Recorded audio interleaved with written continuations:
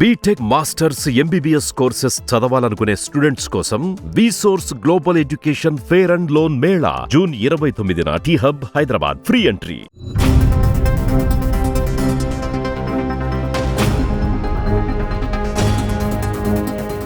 Morning Midas అనే భారీ నౌక ఎవరు ఊహించని ప్రమాదానికి గురైంది. ఈ ప్రమాదంలో 1 కాదు 2 కాదు ఏకంగా 3000 కొత్త కార్లు పూర్తిగా నీట మునిగిపోయాయి. ఈ ఘటనకు సంబంధించిన వీడియోనే ప్రస్తుతం సామాజిక మాధ్యమాలలో వైరల్ అవుతుంది. ఇంతకీ ఈ ప్రమాదం జరిగిందెక్కడ? అందుకు దారితీసిన కారణాలేంటి? అసలేం జరిగింది?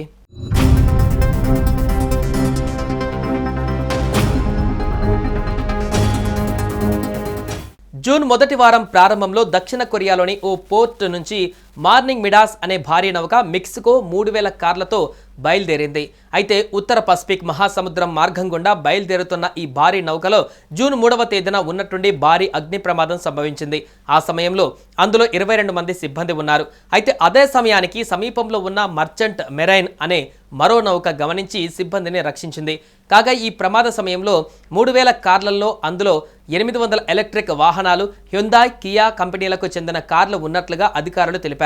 దీంతో అప్పటి నుంచి ఈ నౌకలో మెల్లమెల్లగా మంటలు చెలరేగినట్లుగా తెలుస్తోంది.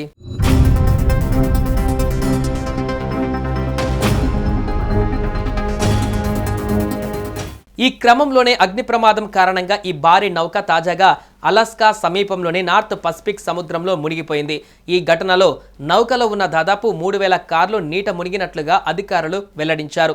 మంటలు, ప్రతికూల వాతావరణం వల్లే షిప్ మునిగిపోయిందని మేనేజ్మెంట్ కంపెనీ జోడియాక్ మారిటైమ్ తెలపగా, ఈ ప్రమాదానికి కార్గోలో ఉన్న ఎలక్ట్రిక్ కార్ల లిథియం అయాన్ బ్యాటరీలు కారణమై ఉండవచ్చని నిపుణులు అనుమానిస్తున్నారు.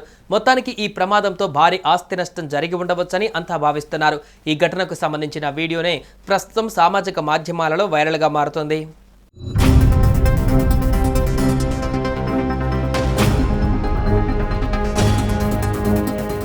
సుమన్ టీవీలో మీ పర్సనల్ అండ్ బిజినెస్ ప్రమోషన్స్ కోసం కింది నెంబర్కి కాంటాక్ట్ చేయండి.